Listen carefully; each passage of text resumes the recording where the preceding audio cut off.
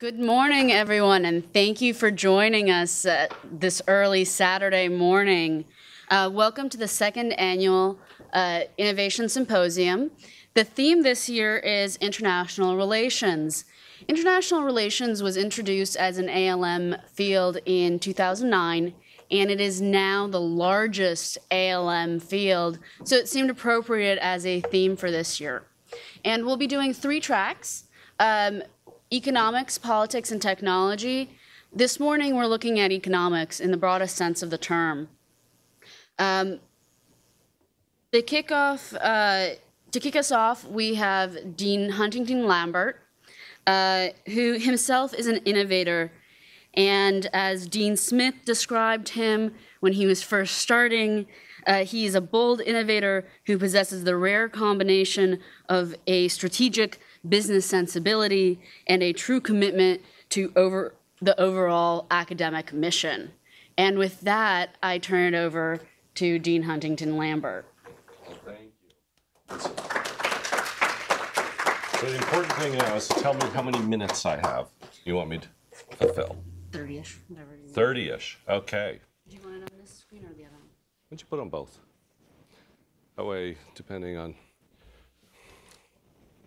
Can everybody see okay? All right, we're learning from the small crowd once again what most undergraduates learned long ago is you never hold class at 9 in the morning on Saturday after you throw a cocktail party with free drinks the night before. So thank you all for making the effort to be here. So I was asked to kick this off, and I thought about the topic. Some of you have probably seen my background. In the course of my industry side of my career, I started 40 companies, 25 of them in private industry and 15 in the university environment from our labs. But I did it in 12 different countries, and I did business in 42 different countries. And so international relations is a little dear to my heart. And in particular, I've paid a lot of attention over the decades to the nature of relationships economically, politically, socially. And as I went through all of that, one of the core themes I found that has driven the second half of my life is that international relations and the fate of individual countries is more tied to the education of their population than anything else. And it's one of the few things, as an outsider, you can actually influence. If you can make great education available in difficult places in the world, you can slowly empower people to change the nature of their politics, of their economics. And so the most powerful tool we have is education. And so I went and started inside a public university, a 100% online university from scratch. In 11 months, we created a public online university within the Colorado State University system aimed at adult part-time learners. It was the 750,000 people in the state of Colorado who started their degree, who never finished, who couldn't adequately participate in the economic system because they didn't have the degree they needed. It was very successful. In 11 months, we created the university. 3 years later, we had 7,000 students. And then went and replicated that for the research faculty on the research campus. Grew it very quickly to 34 degree programs and 15,000 students.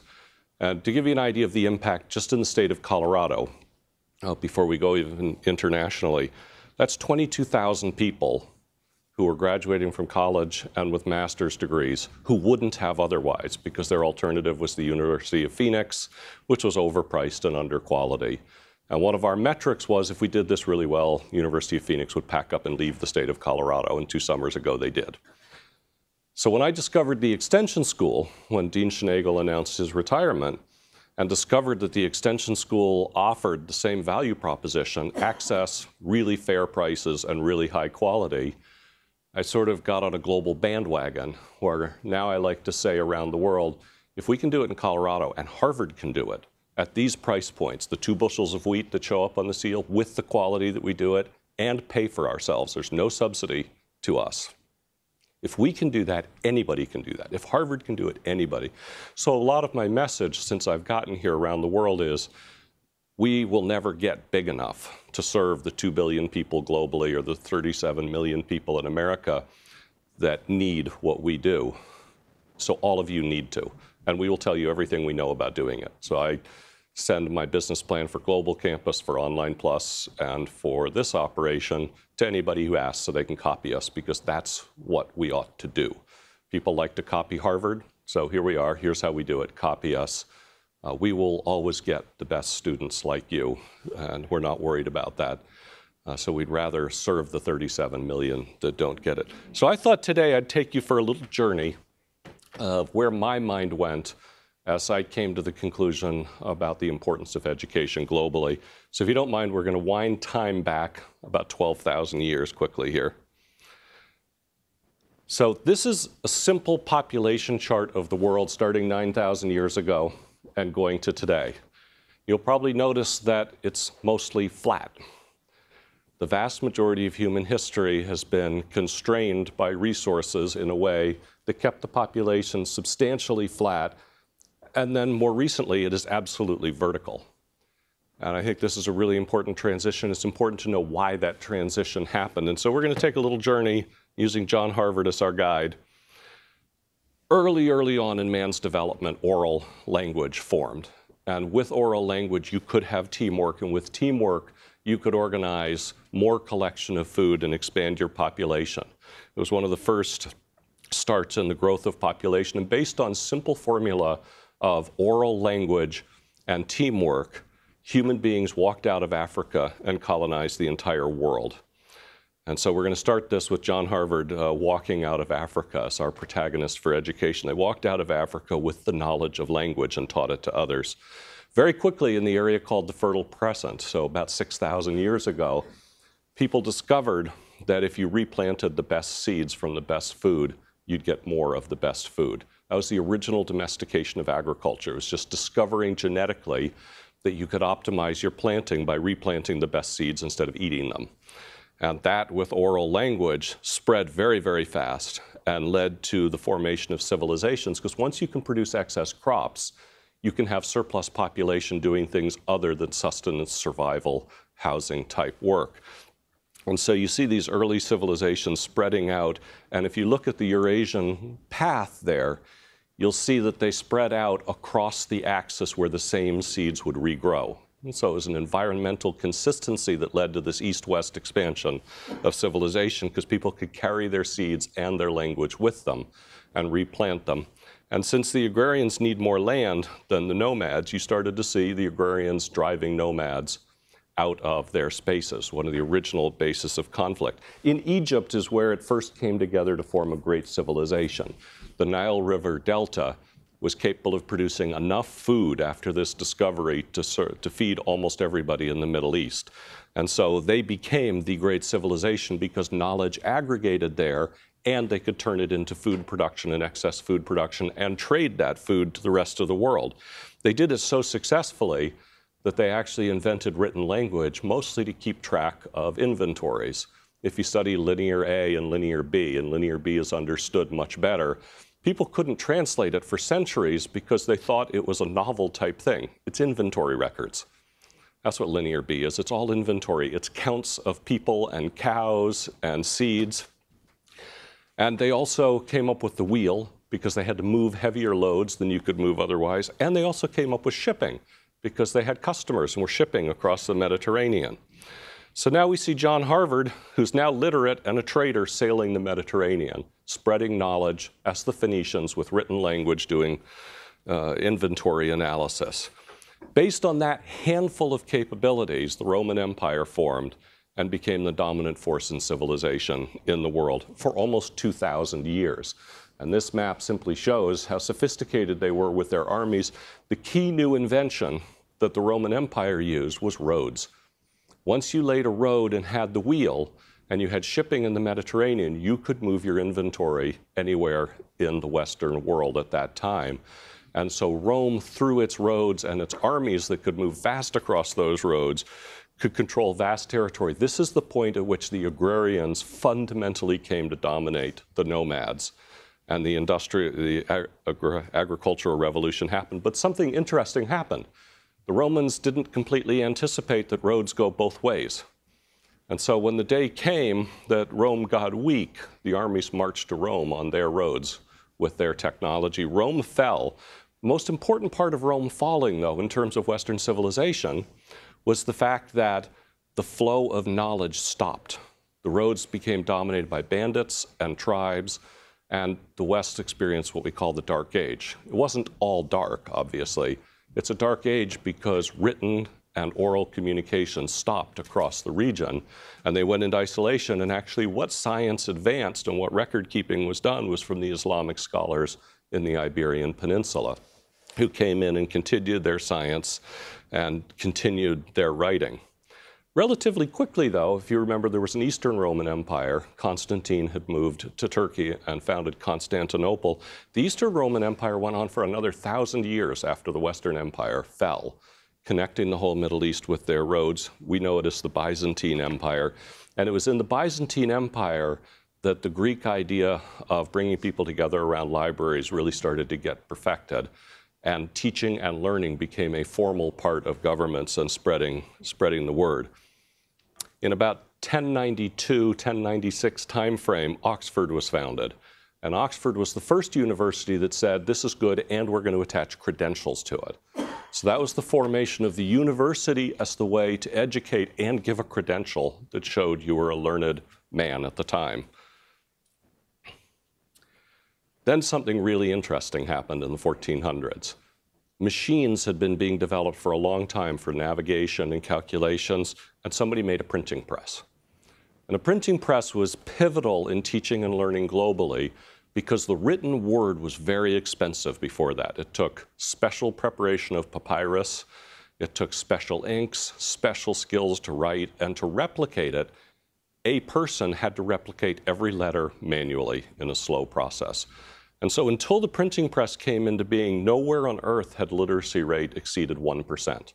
And finally, with the printing press in 1432, I think was Gutenberg, finally literacy rate globally passed 1% and stayed above 1%.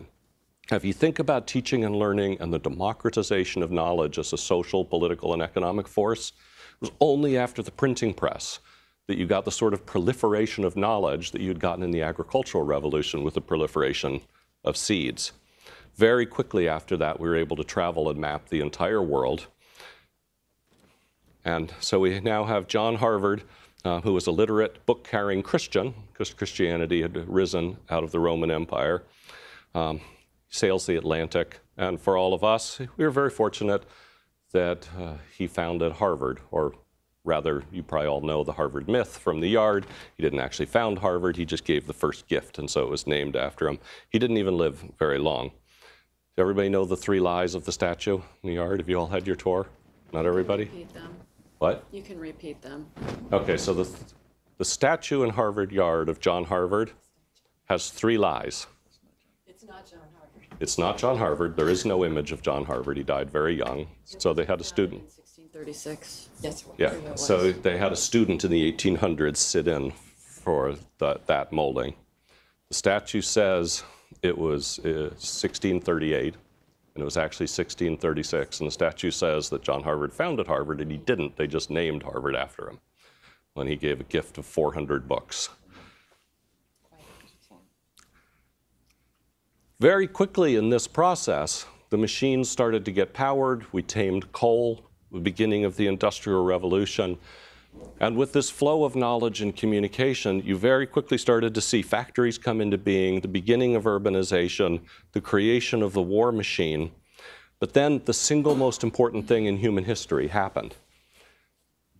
We applied machines to seeds. So we had gone from seeds to transportation to writing to machines, and then we applied machines to seeds. And you don't think this is a big deal with the original harvesters and the development of that. 99% of all the economic wealth that has ever been created in the sum of the earth happened after you attached machines to seeds, because with the mechanized domestication of agriculture, Malthus's law was broken for the first time. Remember, Thomas Malthus said, people expand geometrically, food supply expands arithmetically, therefore we will eventually all starve to death.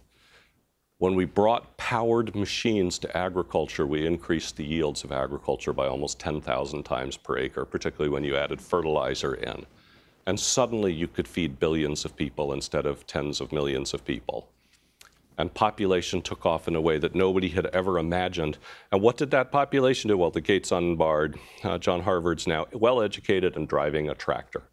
And it changed the world in ways that are inexplicable in history, because in the next 150 years after that day, 80% of the world's population in the Western world, I should say, where we applied machines to agriculture, shifted from rural to urban.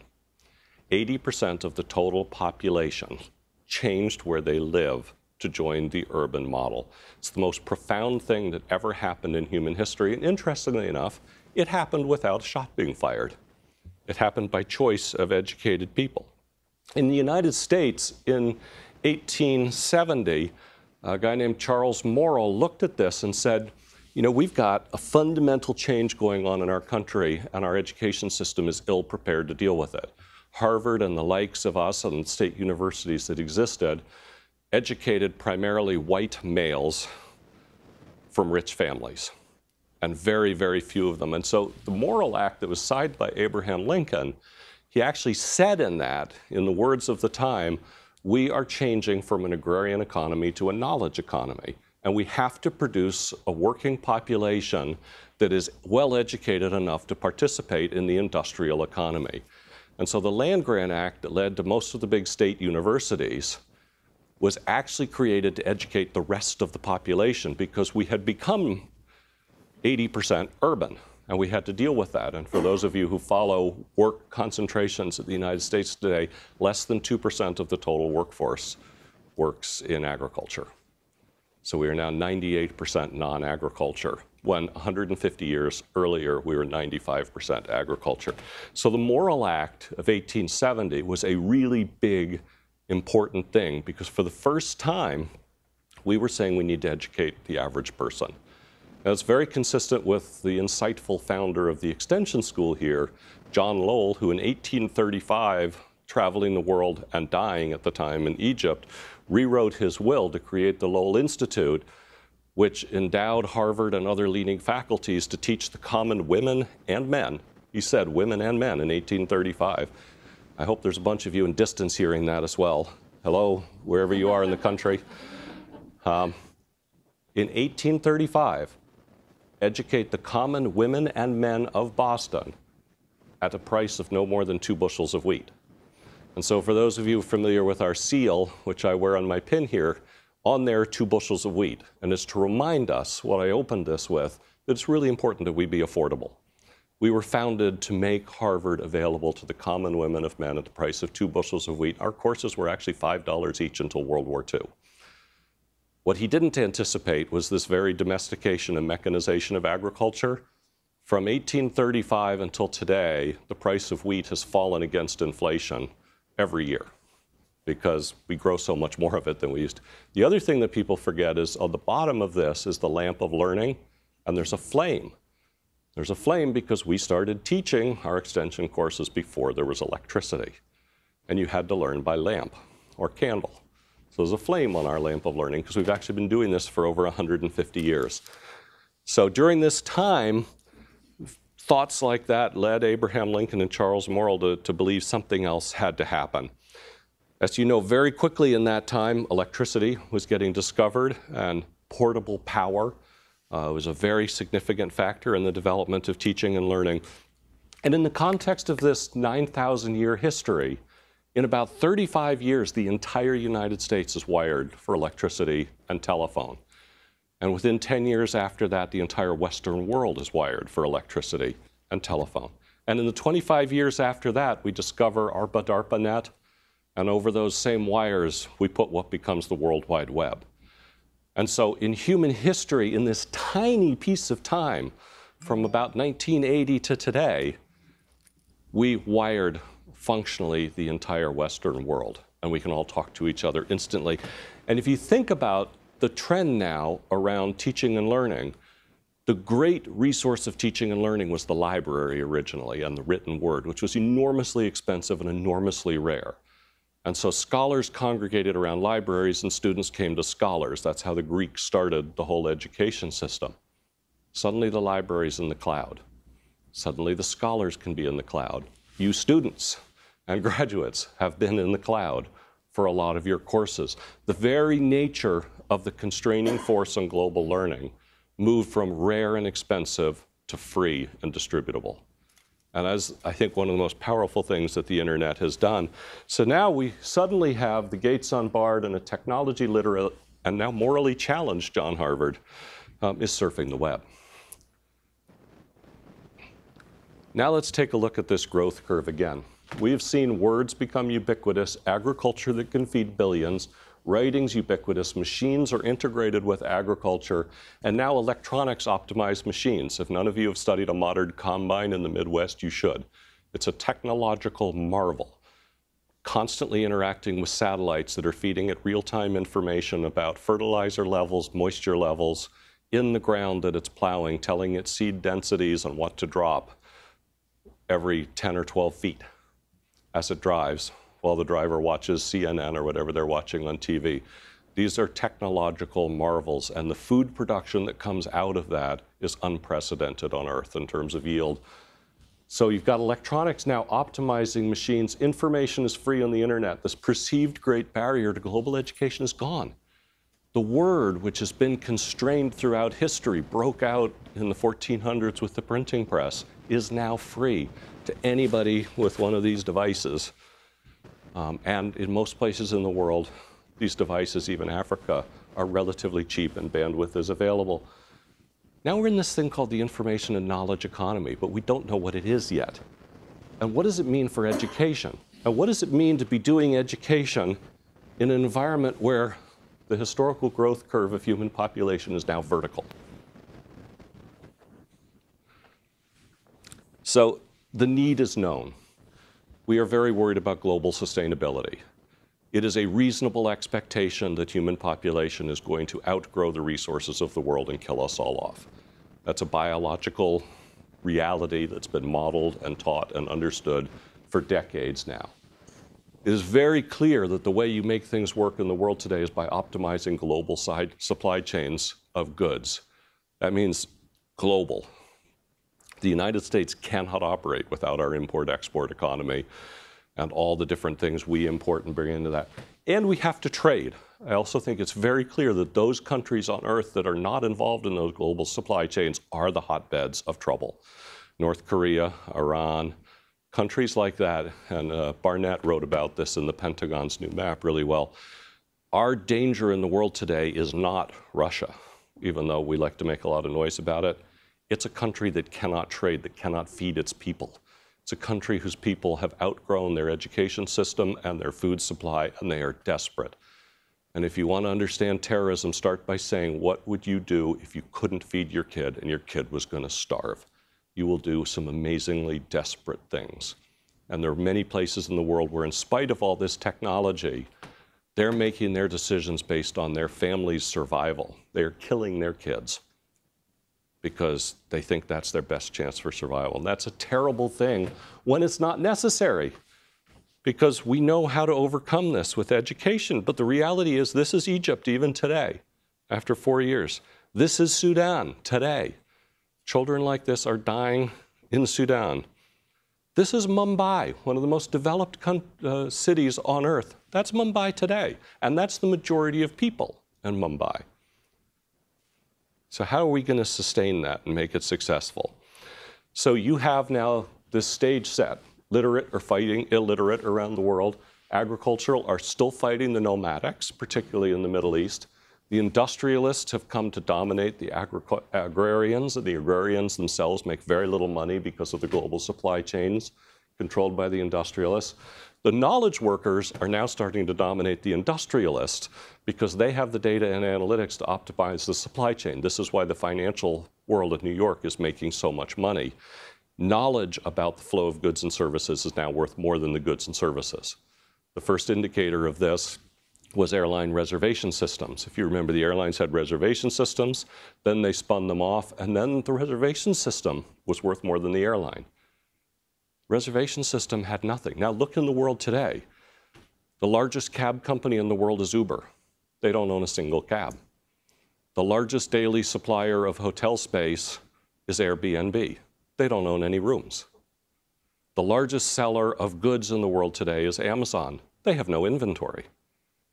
The information and knowledge workers are now dominating industry, and they're making profound and excessive profits, most likely, because they've optimized the use of information. And we've gone back in defense to fighting science versus belief. So it leaves us with this question: how do we educate the 2 billion people in the world that need to have a much higher level of knowledge to participate in this new economic definition? So now I ask the question, where does John Harvard surf back over the web to get at this? This is the mandate that drives what I do at Harvard. MOOCs are a piece of it. MOOCs are not working very well as education, but they're a globally available library to learners who are capable of learning. And you can't underestimate something where 20 billion people have done, 20 million people have done these courses. And in particular for me, a lot of young women in very difficult territories like Afghanistan and Pakistan have done these MOOCs and have brought themselves out of educational darkness. At our division, we see this need to grow globally and locally. We want to use our classrooms. We think that's a really important part of what we do. We want to use online, and more importantly, we want to do more of these hybrids that we've been doing. These hybrid learning weekends we have in the midst of online courses are fantastic. We want to keep our prices lower than our in-state tuition peers. So our job is to create many pathways into this amazing Harvard education for people that we define as having the academic ability, curiosity, and drive to succeed at our difficult courses. And we don't know which of those three dominates. We think it's something about the three of them. We've got the extension school doing what we've talked about in terms of low price and very high quality in all the different modes. We've got the summer school that brings in kids for amazing learning opportunities face-to-face in the summer. We've got our learning in retirement, which is starting to go global through partnerships of people who want to copy it to keep people mentally engaged. We've got our operating processes being applied to other schools at Harvard to help them do this. And now we're facing the next knowledge challenge, which I think is going to be fascinating. On this vertical curve, and with the internet and the sharing of knowledge and the mastery of genetic engineering, we now know how to feed 20 billion people on Earth. We also know that 20 billion people would consume all the natural resources of the Earth and kill us all. We also know now we're very close to making individual people immortal. What does it mean if we don't die to our culture and society? So we've got to deal with John Harvard in our DNA as well. So to wrap it up, the next 50 years, the stage is set for catastrophic collapse or global balance. And we don't know the answer. One thing I know for sure is that we don't know the answer. So I'm hoping that education plus global reach will answer that question. I'm pretty confident that global education and effort will allow our children and our lifelong learners to find that answer and lead us there.